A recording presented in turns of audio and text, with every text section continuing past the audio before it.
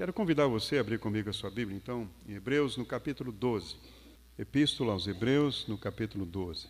Só para a gente lembrar o propósito dessa carta, para nos situarmos, trazer de volta aqui a razão para a qual ela foi escrita.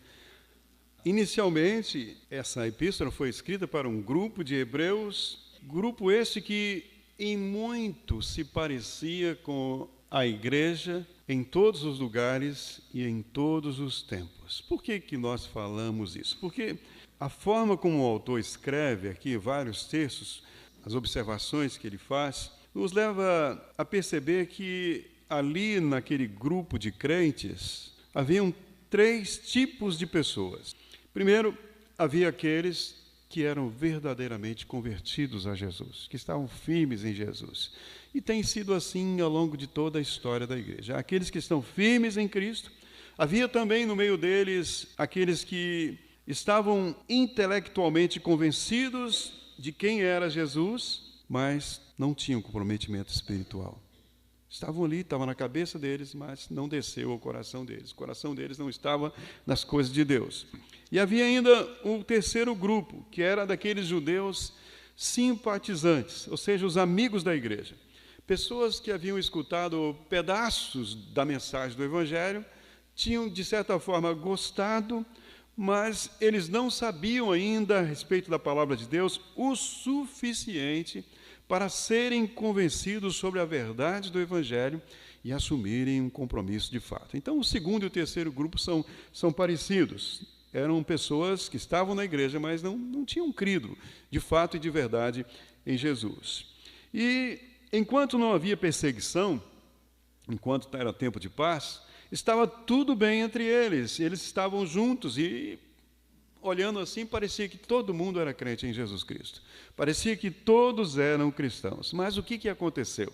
Para fazer uma peneira, assim que começou a perseguição, parte desse grupo começou a revelar que eles não estavam firmes na fé em Cristo como pareciam estar a princípio no tempo de calmaria. E alguns desses já estavam de malas prontas para retornar para a sua velha religião, retornar para o judaísmo. E o autor diz que isso seria apostasia, seria afastamento da fé, da sã doutrina.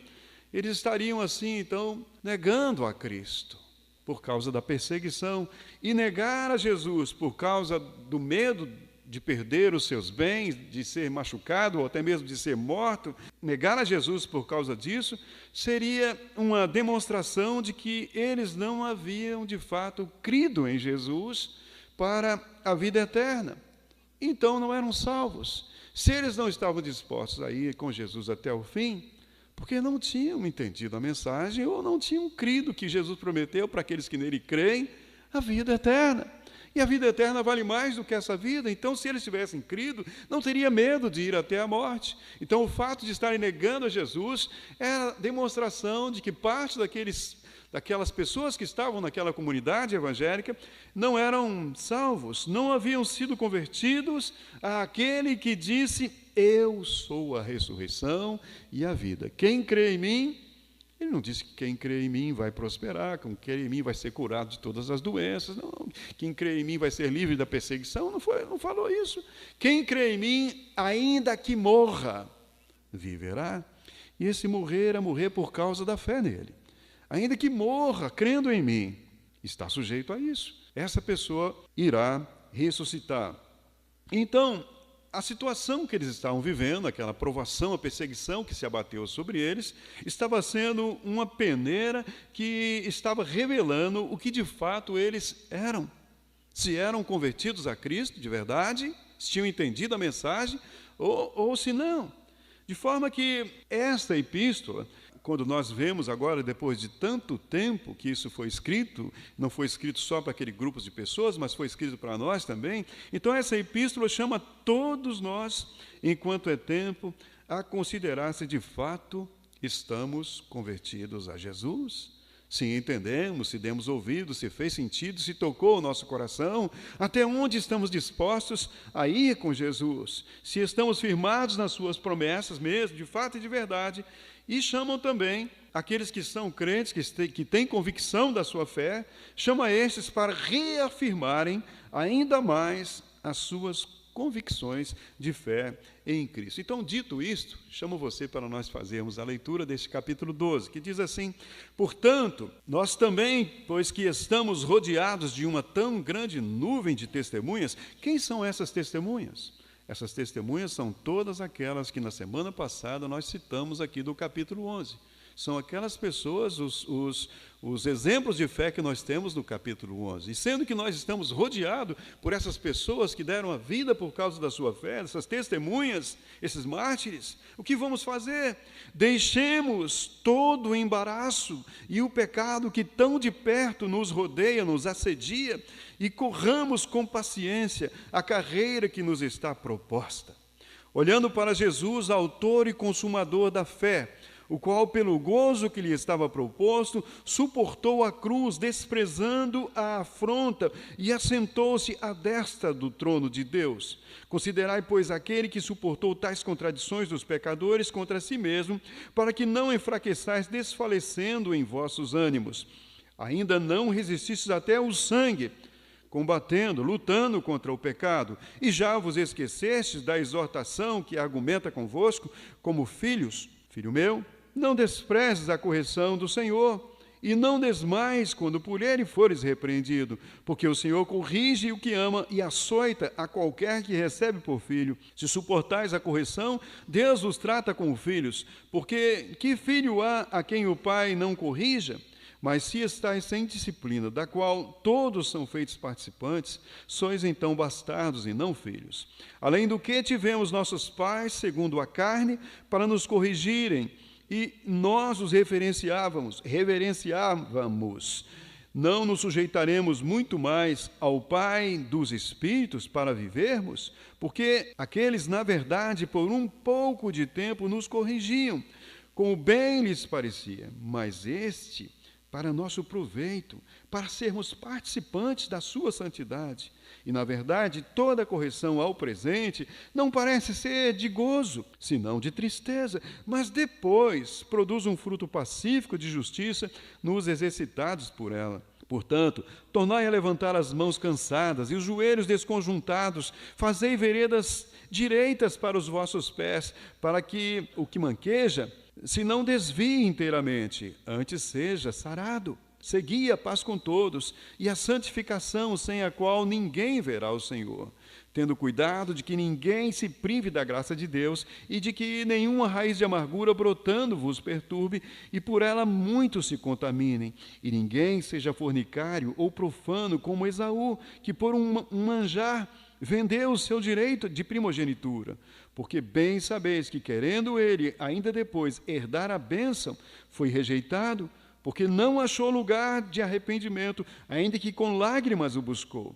Porque não chegastes ao monte palpável, aceso em fogo, e à escuridão, e às trevas, e à tempestade, e ao sonido da trombeta, e à voz das palavras, a qual os que a ouviram pediram que lhes não falasse mais, porque não podiam suportar o que se lhes mandava.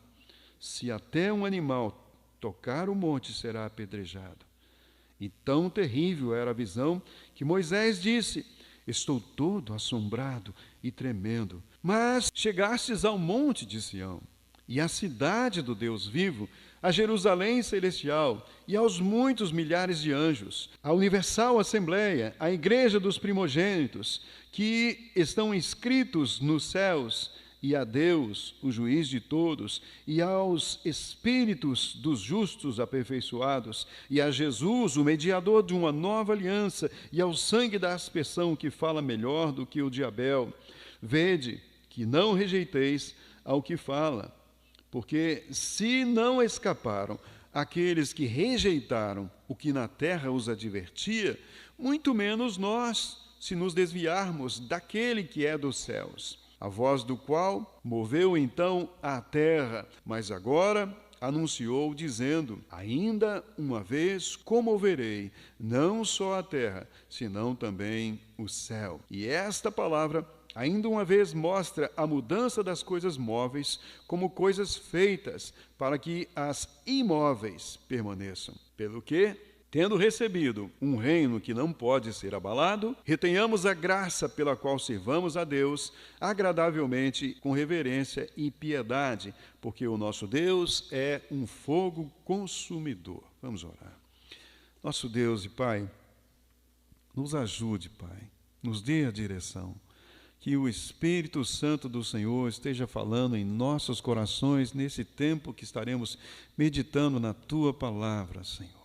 Fale conosco, nos ajude, Pai, a compreender o chamado do Senhor, que os corações possam ouvir a Sua voz e as pessoas sejam transformadas, aqueles que não são salvos possam crer em Jesus e serem salvos. Nós rogamos a bênção do Senhor sobre o seu povo, é no nome do teu Filho amado, Jesus, que nós oramos. Amém. Amém. Então, meus irmãos, como nós vimos no domingo passado, em Hebreus capítulo 11, nós temos irmãos, naquela galeria ali da fé, irmãos que nos servem de exemplos do que é a caminhada daquele que tem fé em Jesus. O que tem fé de fato em Jesus não anda de qualquer maneira. Ele não é senhor de si, ele não vive fazendo a vontade da carne dos pensamentos. Ele não vive fugindo das situações difíceis para salvar a sua pele. Nós vimos isso no exemplo daqueles irmãos que estão no texto ao lado, no texto de Hebreus, no capítulo 11. E o alvo do autor dessa epístola é chamar a atenção dos crentes, mostrando que o que aqueles irmãos da galeria da fé suportaram por causa da fé, de maneira que, vendo isto, aqueles irmãos hebreus daquela época, que estavam pensando em desistir da fé por causa da perseguição, eles pudessem, observando o exemplo daqueles irmãos que chegaram a morrer por causa da fé, e pudessem ficar animados. No capítulo 11, se você puder acompanhar aí comigo, no versículo 34, nós vemos que aqueles irmãos da fé daquele tempo, que suportaram as perseguições, eles não eram super crentes, não eram pessoas mais fortes do que nós. O texto nos diz que eles eram fracos como nós somos, mas o que aconteceu? O texto, o versículo 34 do capítulo 11, diz que da fraqueza eles tiraram forças. Como isso da fraqueza tiraram forças? Isso me faz lembrar do apóstolo Paulo, lá em 2 Coríntios, capítulo 2, no versículo 12, versículo 10, dizendo: quando eu sou fraco, é aí que eu sou forte. Quando eu reconheço diante de uma situação o quão frágil, quão fraco eu sou, então eu declaro dependência do meu Deus. Eu, de fato e de verdade, corro para os braços do meu Deus, dobro o meu joelho. Quando eu vejo que eu não tenho condições de sair de uma determinada situação, é aí que verdadeiramente eu dependo de Deus, e é aí que eu sou forte. E foi o que essas pessoas fizeram. Na fraqueza, se submeteram à vontade de Deus, não viveram entregue às suas vontades, ainda que estavam sujeitos a serem mortas. Elas foram para o Senhor, e aí Deus as fez forte. Algumas vezes venceram seus inimigos, mas algumas vezes Deus as fez forte para serem mortas, e sem negar a sua fé na morte. Porque, irmãos, às vezes Deus nos livra da morte, e muitas vezes Deus nos salva através da morte. Mas como que é isso, salvar através da morte? Isso entra na cabeça de quem? Isso só entra na cabeça de quem tem uma esperança maior do que a vida. Porque aqueles que não têm uma esperança maior do que a vida, para eles a vida é tudo. Eles não estão dispostos a serem fiéis até a morte, porque eles não creem que Deus tem de fato para eles a coroa da vida eterna. Não creem nisso.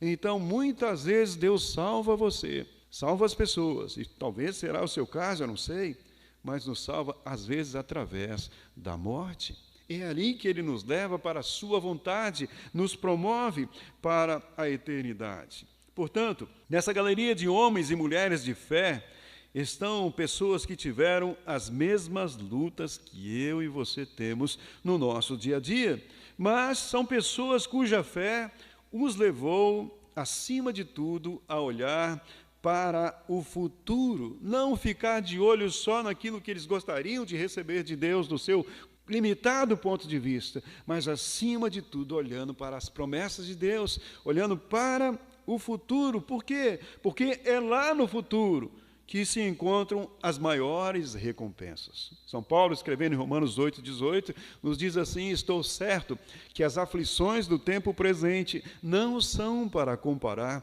com a glória que em nós há de ser revelada. Isso é para quem?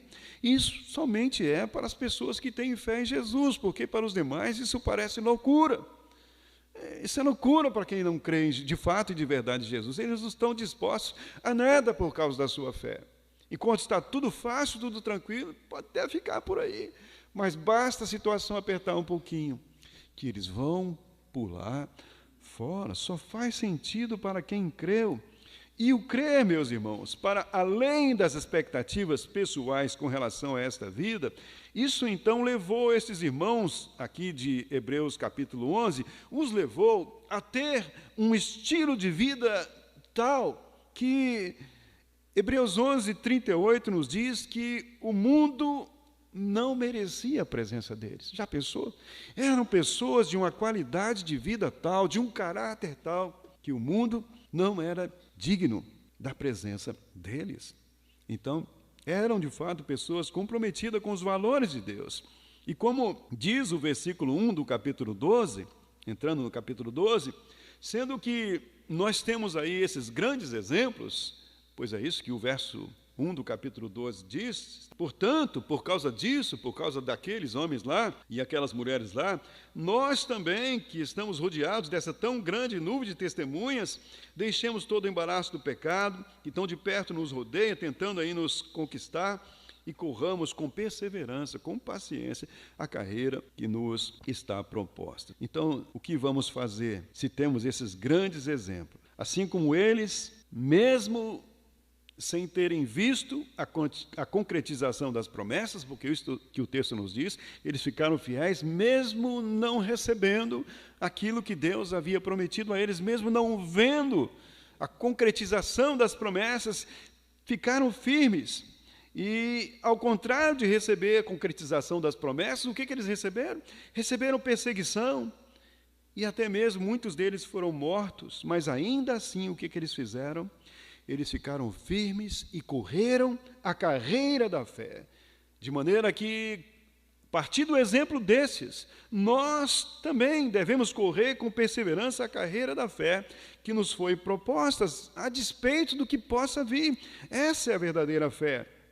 Devemos viver na presença de Deus, viver conforme o seu caráter santo, andar no caminho estreito da sua vontade, se temos fé, é isso que fazemos, e não vivemos no caminho largo do egoísmo, no caminho largo da imoralidade, das paixões, dos desejos do enganoso coração humano. Não caminhamos assim. Essa não é a vida de um crente, mas andamos no caminho estreito da vontade do nosso Deus. Então, o cristão vive não como vive os incrédulos, mas aquele que tem fé, este vive como alguém que tem consciência de que não pertence a este mundo. É alguém que diz, como aqueles irmãos do passado disseram lá em Hebreus capítulo 11, no versículo 13, olha aí para a sua Bíblia, eles viam a si mesmos neste mundo de que forma? Eles viam a si mesmos não como mais uma aí na multidão, mas viam a si mesmos como forasteiros e peregrinos. Nós não somos daqui, não vamos misturar, não estamos procurando as mesmas coisas que essas pessoas estão procurando, não estamos atrás de todas as coisas, caindo na folia, não. Nós temos um alvo maior para as nossas vidas, temos algo melhor para as nossas vidas. Pois, meus irmãos, os versos 14 a 16 de Hebreus 11 ainda nos dizem que são aqueles que assim vivem, como forasteiros e peregrinos, são estes que demonstram de fato e de verdade que têm fé e que aspiram, esperam por uma pátria celestial. Quem se mistura com aqui agora e vive de qualquer forma não está esperando nada, ele está querendo receber tudo aqui agora. Ele não tem motivo para ser santo, não tem motivo para ser separado. Ainda dá risada, dizendo, eu nunca fui santo, né? E acha que isso é bonito de falar, né? Azar dele, azar desses, pois nós vamos ver que sem santificação ninguém verá o Senhor, diz a sua palavra. E esse viver como forasteiro e peregrino, por esperar de Deus algo melhor do que aquilo que essa vida pode dar, este foi o viver do apóstolo Paulo.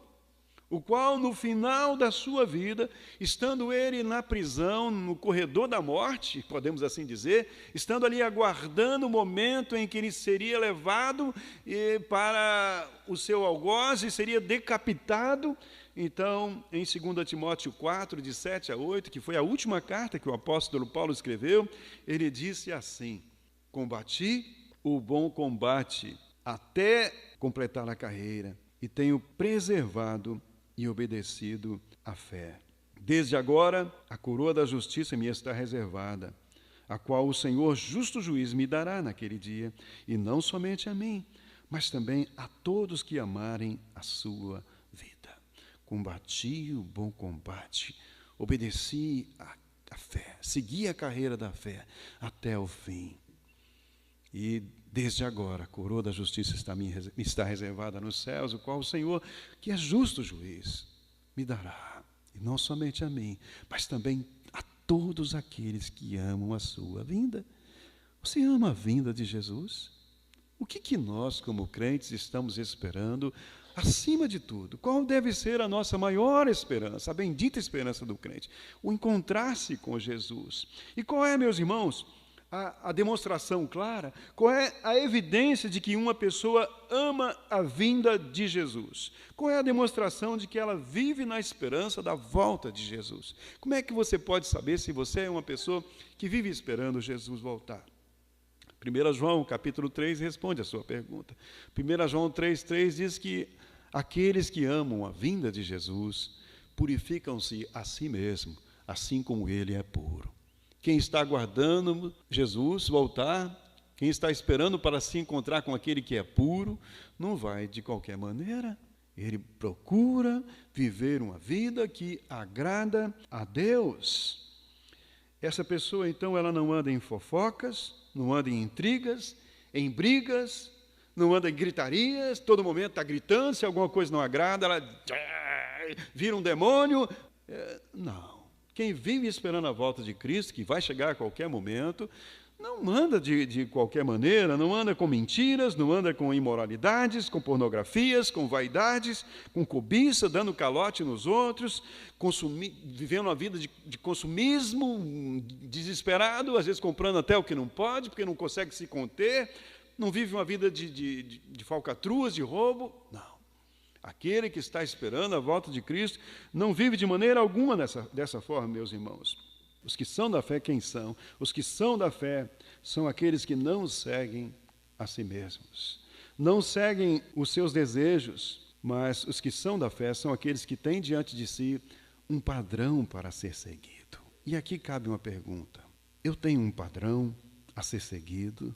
Existe um conjunto de vontades definidas, as quais servem de referência para mim? Ou eu vivo simplesmente de acordo com aquilo que brota nos meus pensamentos, com os desejos que surgem no meu coração? O que são da fé, eles têm a palavra de Deus como diretriz para a sua vida. Por isso, Hebreus capítulo 12, versos 2 e 3, nos diz que se somos da fé, então o nosso olhar deve ser como?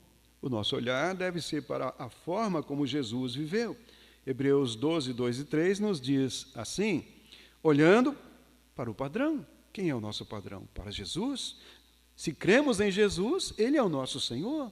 Se cremos em Jesus, entregamos a nossa vida a Ele. Se entregamos a nossa vida a Ele, é Ele que tem autoridade sobre nós, não somos nós. Então vivemos olhando para Jesus, que é quem? É o autor e consumador da fé, o qual, olha o exemplo dele, pelo gozo que lhe estava proposto, olhando para o futuro, não olhando para o aqui e agora. Esse é o exemplo dele, o qual, olhando para o futuro, pelo gozo que lhe estava proposto, o que ele fez? Suportou a cruz, desprezando a afronta, e assentou-se à destra do trono de Deus. Considerai, pois, aquele que suportou tais contradições dos pecadores contra si mesmo. E devemos considerar isso, se somos da fé, por quê? Para que não enfraqueçais, desfalecendo em vossos ânimos, para que nós não venhamos desanimar. Então note isso, por causa do futuro, por causa do gozo que lhe estava proposto, Jesus não viveu reclamando por causa da situação na qual ele se encontrava. Alguém que vive murmurando e reclamando e brigando, que fé que essa pessoa tem? Não espera coisa nenhuma, ela não tem confiança que haverá um tempo melhor. Por isso ela vive sempre de mau humor, sempre com dificuldades, sempre lutando aqui. Não mostra que espera nada em relação ao futuro. Então Jesus não viveu assim, não viveu gritando, brigando, mas o texto nos diz que ele desprezou a afronta, ou seja, desprezou o desprezo daquelas pessoas que precisavam dele, e suportou os aborrecimentos dos pecadores, e ficou firme até o quê? Até a morte, e morte de cruz.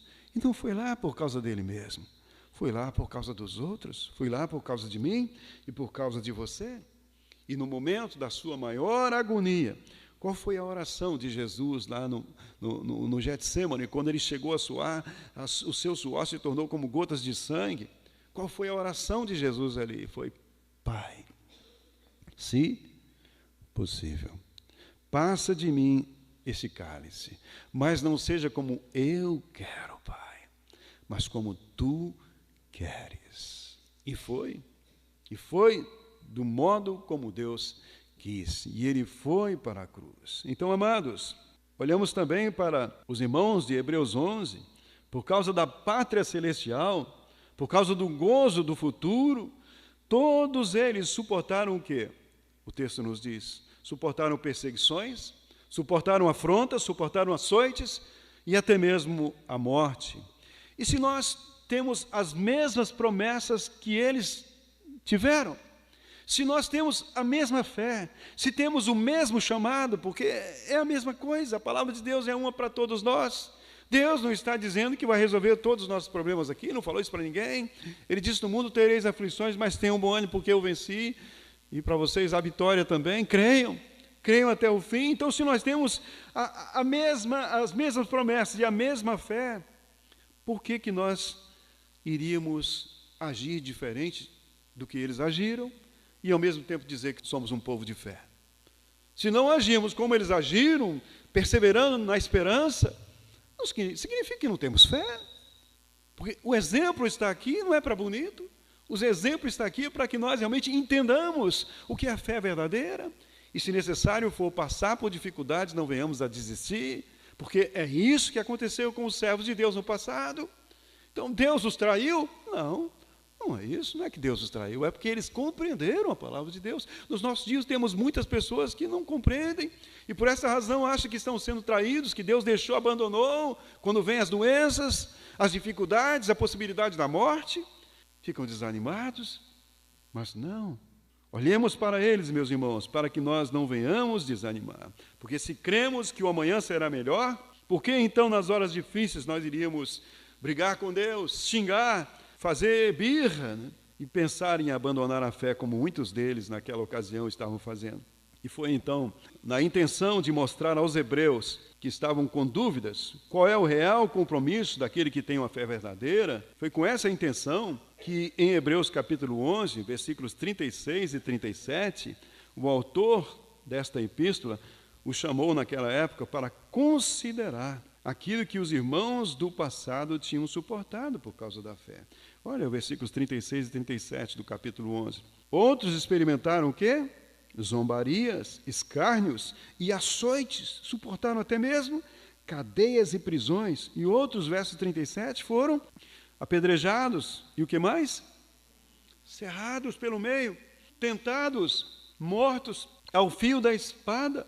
Andaram vestidos de peles de ovelhas e de cabras, desamparados, aflitos e maltratados. Quem eram essas pessoas? Eram crentes, meus irmãos. Não é por causa de que estavam em pecado, não. Eram crentes fiéis.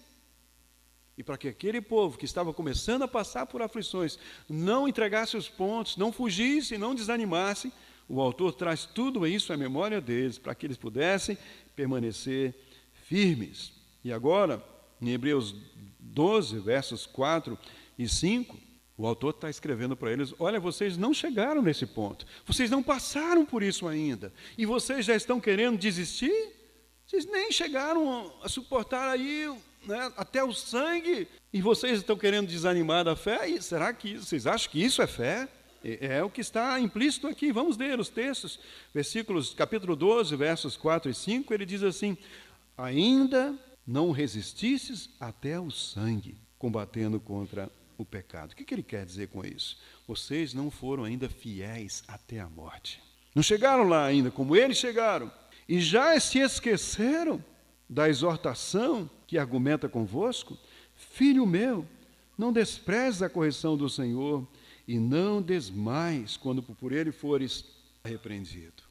E com relação às adversidades que vêm na vida, os versos de 6 a 11 vão nos dizer que Deus usa essas circunstâncias com o propósito de trabalhar em nós. É para a nossa correção. O que quer dizer isso? É para o nosso ensino, é para a transformação do nosso caráter, para nos preparar para a eternidade. Deus usa as várias situações da vida como instrumentos para operar transformações, mudança na nossa conduta, no nosso caráter. E enquanto então aguardamos o dia da nossa redenção, do nosso encontro com Cristo, o que acontece? O Senhor segue moldando em nós o caráter de Cristo. Hebreus 12, no versículo 6, nos diz assim: porque o Senhor corrige a quem que Ele corrige? O que ama, e açoita qualquer que recebe por filho. Note bem uma coisa aqui, mas olha o versículo 8. Se estáis sem disciplina, da qual todos são feitos participantes, sois então bastardos e não filhos? Aqueles que não passam pelas provações, pelas privações, pelas adversidades, pelas correções do Senhor, quando essas pessoas estão em pecado, nas várias situações da vida, não há evidências de que eles são filhos de Deus. Eu tenho os meus filhos, e os meus filhos eu os corrigi quando eram pequenos, com vara, quando era necessário, mas eu não andei dando varada no filho dos outros, não. Até eu vi eles fazendo coisas erradas, o máximo que eu podia fazer é contar para o pai deles. Mas eu não tinha o direito de dar varada nos filhos dos outros. Então o texto está dizendo, não desanime. Pior coisa do que receber a correção de Deus é uma pessoa viver entregue a si mesma. A Bíblia nos ensina em Romanos que Deus faz isso muitas vezes. Romanos no capítulo 1, Deus deixa as pessoas entregues aos seus próprios desejos, dá corda para ela. Ela se enforca na própria corda, fica à vontade. Deus os entregou às suas paixões infames para fazer conforme as suas vontades. E eles acabam destruindo a si mesmos. Mas quando nós estamos recebendo a correção de Deus, e muitas vezes nos tempos difíceis, Deus está querendo nos ensinar alguma coisa, suportemos com fé, meus irmãos. É evidência de que cremos que não vamos desistir da nossa confiança em Deus. Filipenses 1,6 diz que aquele que em vós começou a boa obra, há de aperfeiçoá-la até o dia da sua vinda. Ele vai continuar trabalhando em nós. E Romanos 8,28 diz que todas as coisas cooperam para o bem daqueles que amam a Deus. E o versículo 29 vai dizer que o propósito dessas todas as coisas que cooperam para o nosso bem é nos transformar conforme o caráter de Cristo, nos levar até a estatura de varão perfeito, conforme a imagem de Cristo. Esse é o alvo. E isso é para quem? Para aqueles que estão esperando uma pátria celestial, para aqueles que têm fé, para aqueles que esperam algo melhor do Senhor, para aqueles que entendem que a vida abundante que Jesus veio dar não significa necessariamente ter tudo do bom e do melhor nesta vida, conforme o mundo busca, mas significa ter o amor de Deus no seu coração, e a paz de Deus no seu coração, e a justiça de Deus sendo implantada no seu ser. É andar na presença do Senhor. E o versículo 11 desse capítulo 12 nos diz que, enquanto nós estamos passando pelas dificuldades, pela correção, muitas vezes o que nós não vemos? Nós não vemos motivos para ficarmos alegres.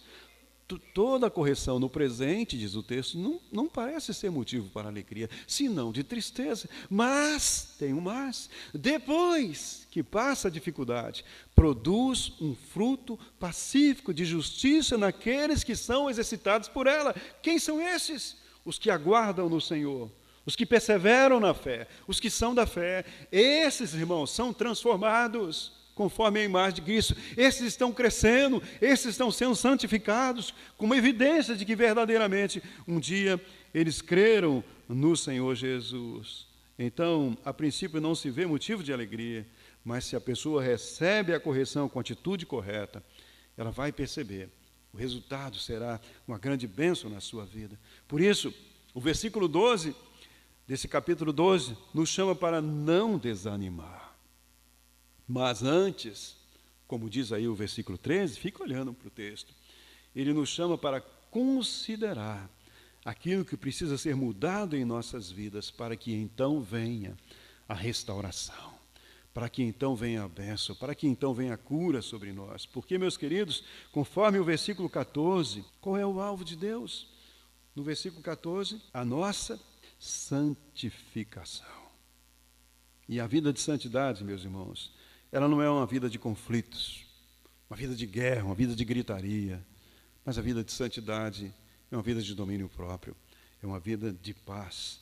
Olha o que diz o versículo 14, ele diz assim: segui a paz com todos e a santificação, sem a qual ninguém verá o Senhor. Paz com todos, relacionamentos sarados, marido e esposa temendo a Deus, filhos respeitando os seus pais, pais não provocando a ira dos seus filhos, uma família procurando andar na presença do Senhor. Tem falhas, tem momentos, mas não vive um inferno dentro de casa. É diferente. Há momentos difíceis, mas se estamos sendo regidos pela promessa de Deus, se temos uma esperança maior do que a vida, há uma quietude dentro de nós, meus irmãos. As nossas razões caem por terra diante das razões de Deus. As nossas cobranças param diante da revelação, da vontade de Deus para as nossas vidas, diante da palavra.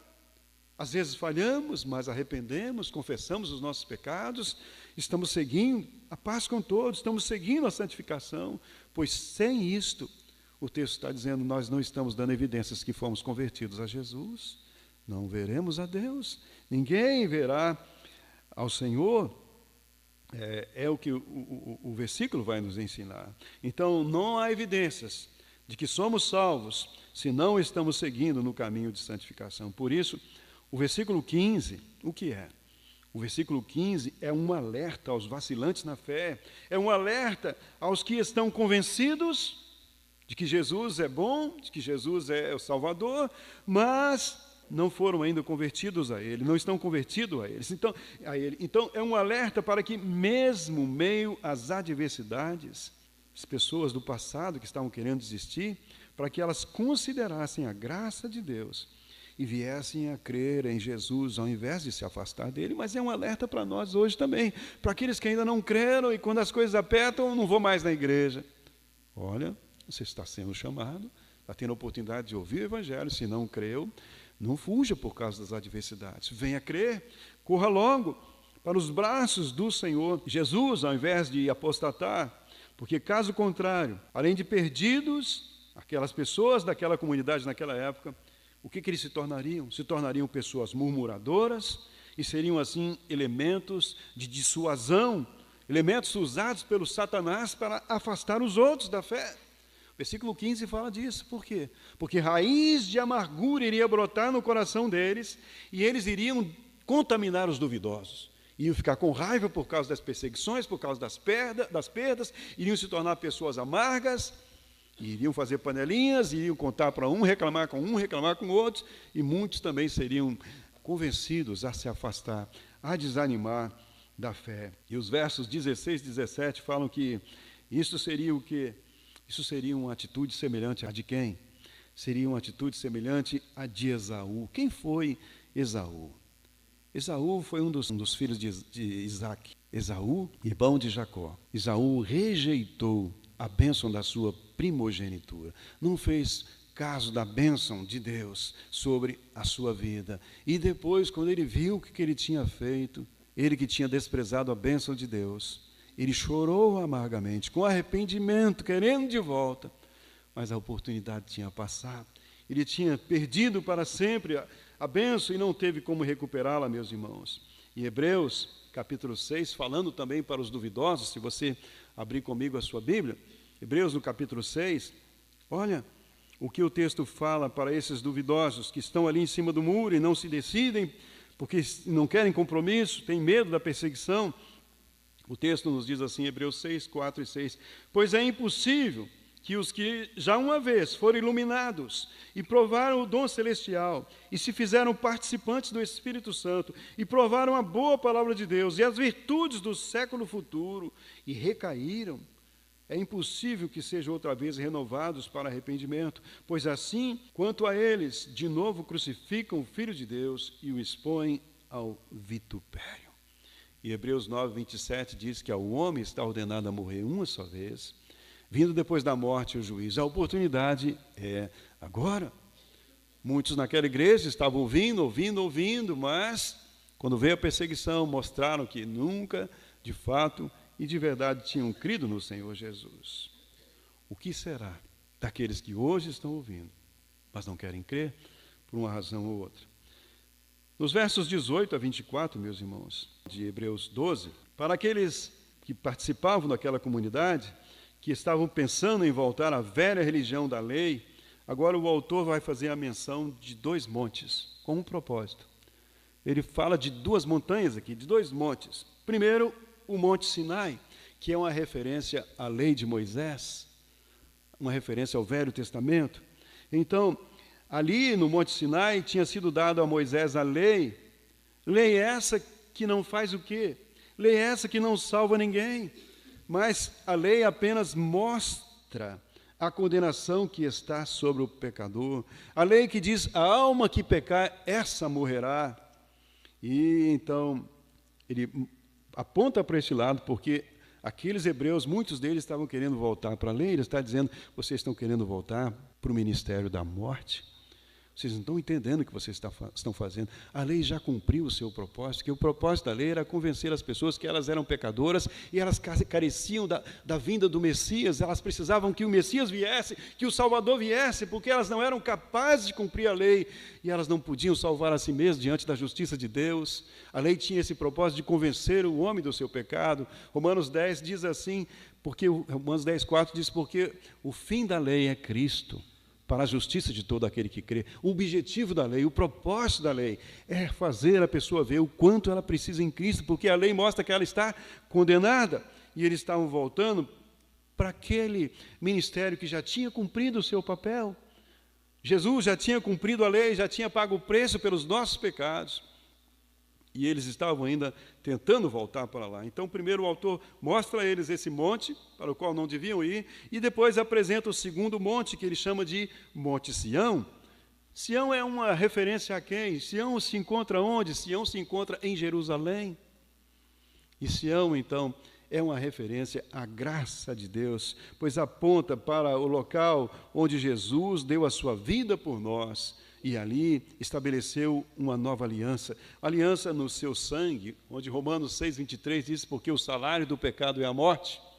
A lei diz isso, a alma que pecar, essa morrerá. Mas tem cura, tem o Monte Sinai que condena, mas tem o Monte Sião, sim, que aponta para a graça.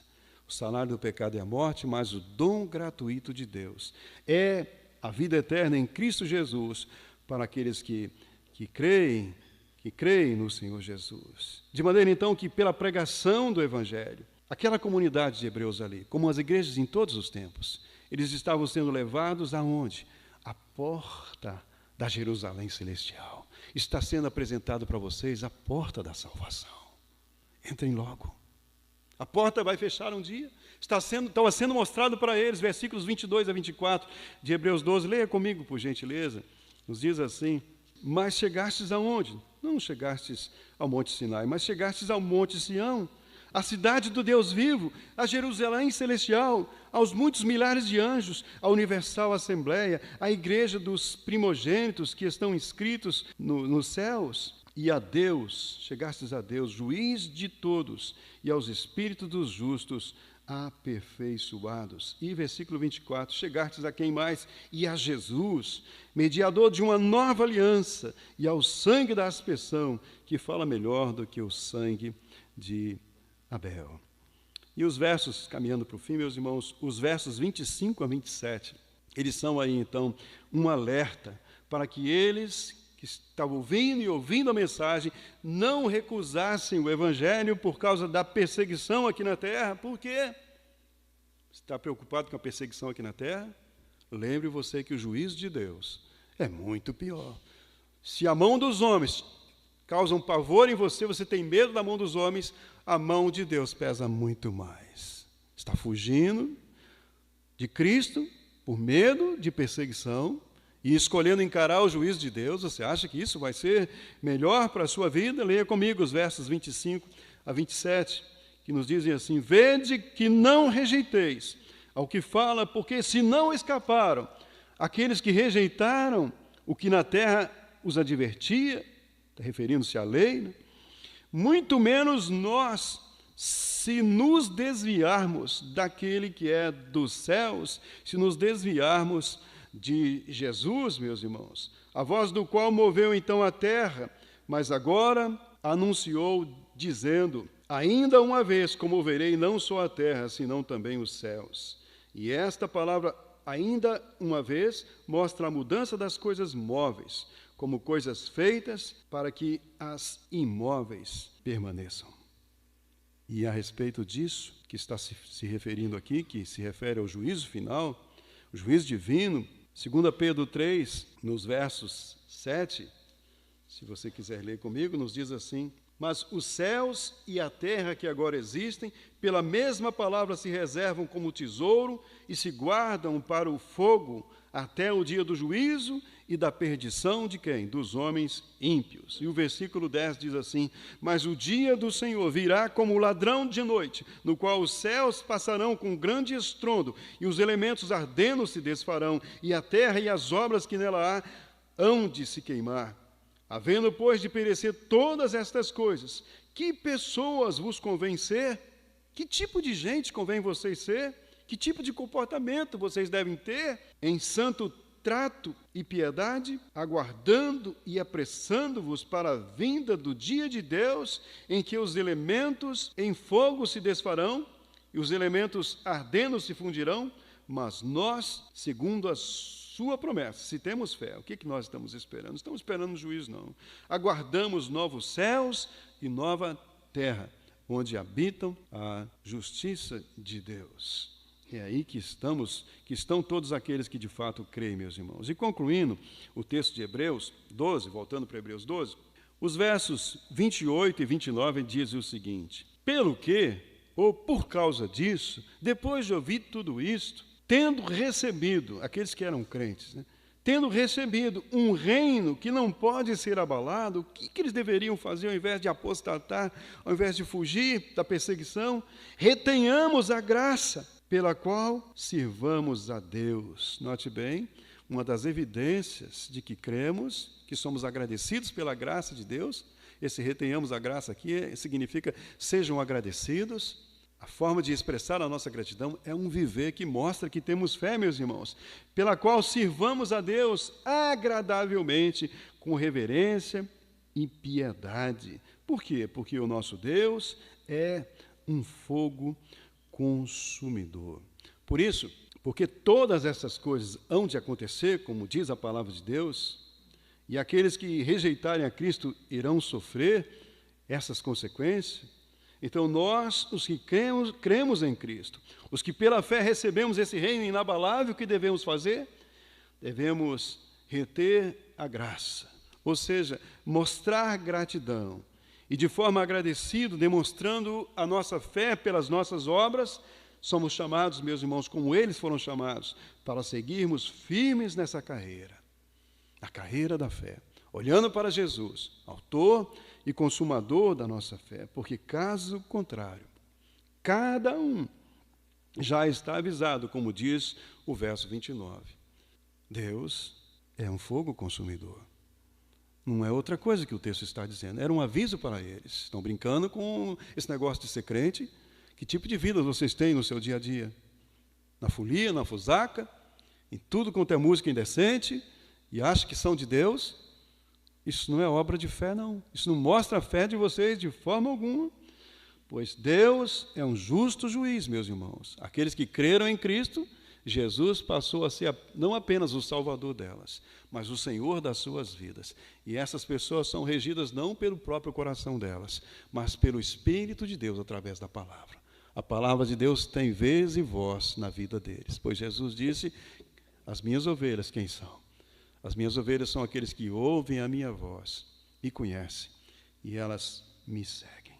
Então, meus queridos, que Deus te ajude e que Deus me ajude, nos ajude a, olhando para Jesus, como diz o texto, correr com perseverança a carreira da fé, a carreira que nos foi proposta. Faz sentido isso? Faz sentido. Deus é um Deus de graça e de misericórdia. Ele deu o seu Filho para morrer por nós. Nós não conseguimos pagar pela nossa salvação. Mas uma vez que recebemos a salvação, estamos sob nova direção, temos algo melhor da parte de Deus. E se sendo filhos de Deus, insistimos no pecado, como diz o texto, capítulo 12, versículo 6, Ele vai nos corrigir, mas porque nos ama. Mas muitos são os que ouvem a palavra e continuam na sua vida de pecados, e ainda pensam que são crentes. Nunca passaram pela porta do arrependimento. Não estou falando de perfeição, pois não somos perfeitos nessa vida, mas os que nascem de novo, 1 João 3,3 vai dizer, não vivem na prática do pecado. Não vivem entregue a si mesmos. Que Deus te fortaleça na fé, que seu coração se abra, e se você está considerando porque a vir para Jesus, porque você tem medo do que você vai perder, medo da perseguição, digo para você, se hoje ouvires a sua voz, não endureça o seu coração. Creia hoje no Senhor Jesus, pois o amanhã não pertence a nenhum de nós. Vamos orar. Nosso Deus e Pai, obrigado, Senhor Deus, porque a sua poderosa mão nos livrou da condenação do pecado, ó Deus. A sua graça e a sua misericórdia fez com que o Senhor desse o seu Filho Jesus, e ele veio a esse mundo, sofreu todos os horrores que eram para nós, e ele o fez sem reclamar, Deus. Correu com perseverança a carreira que lhe foi proposta, e deu a vida por nós, e completou o plano da nossa salvação. E é por crer nele que somos salvos, ó Deus. A salvação é um presente do Senhor. E nós estamos pedindo que nos ajude no nosso viver a considerarmos de fato e de verdade a nossa história, para que as nossas obras, Deus, mostrem que um dia houve arrependimento no nosso coração, houve mudança de direção. Não estamos mais no controle, mas como o apóstolo Paulo podemos dizer, já não mais vivo eu, mas Cristo vive em mim. Abençoe a sua igreja, o seu povo. Oramos em nome de Jesus. Amém.